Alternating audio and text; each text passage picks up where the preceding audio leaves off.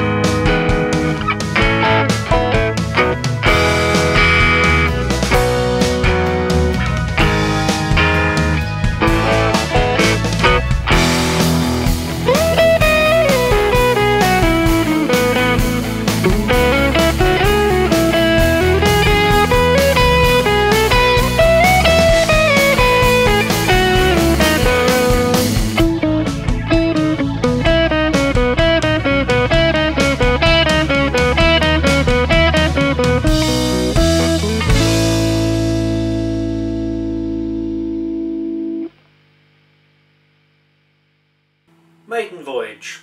Tone-wise, a mildly overdriven sound. I think you can probably lay on a fair bit of chorus to give a nice sheen to the sound and some digital delay. But there are some pretty complicated chords in this one, so you don't want so much overdrive that that's going to cause a problem.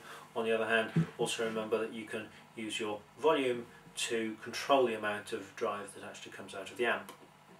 On the second line, I was experimenting originally with using a mixture of pick and fingers. So obviously the first bar is all picked and palm muted,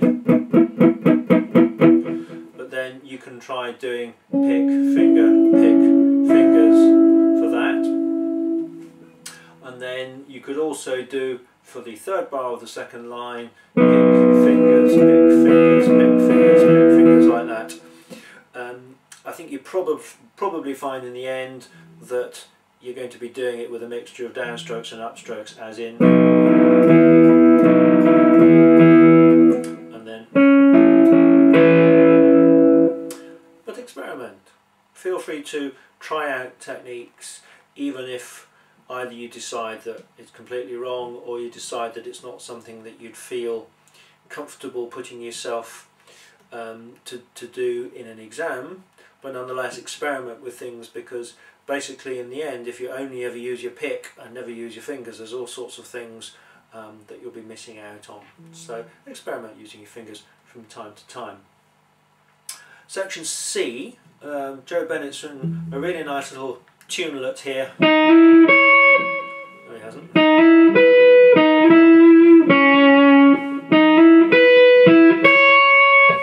So you probably want to bring your volume up a little bit to do that section, but equally on the next line you probably want to bring it down again for,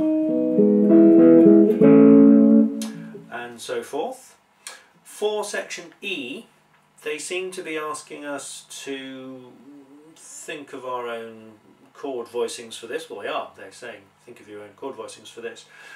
Obvious things to do would be E major in the obvious first position, and then a B major in second position with either the third or fourth finger barring the fourth fret, and then G sharp minor is a normal bar chord shape on the fourth fret, and then the A major that is immediately close to that would be the major chord on the fifth fret, and then you probably want to go back to first position and then the normal A major shape and then that B shape again. But I wouldn't probably want to do exactly the same thing twice, so maybe on the second time